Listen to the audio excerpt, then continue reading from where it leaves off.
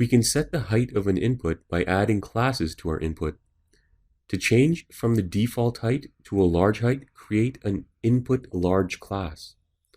And we can do that in our input.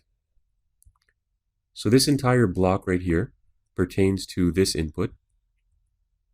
And what we're going to do is we're going to add an input L-LG class. And you can see that it increases the size of the input. To reduce the size, change it to input small. And you can see that its height has decreased. We can do the same to a select menu, but we'd have to add it to the select element. And inside the select element, we have a class.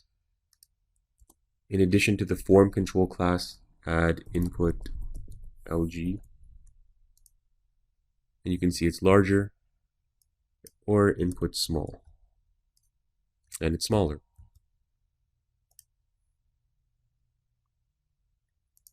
Now when working with horizontal forms, the large height can be set by adding the form group large class to the main div element. So this is the main div element that contains this input. And you can see that we've added the form group large class. And everything else should look familiar from our last couple of lessons. Okay, it's just a basic input in a horizontal form format.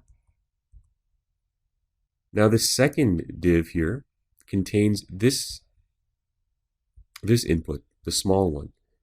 And to do that, we've just added a class called form group small.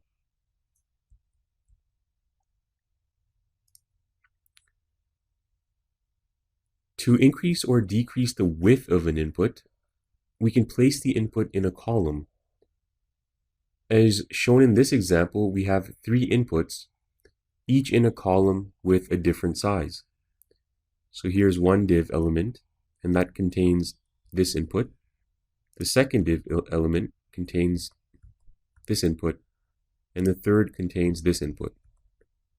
You can see that each div element has a different class. This one has column extra small 2.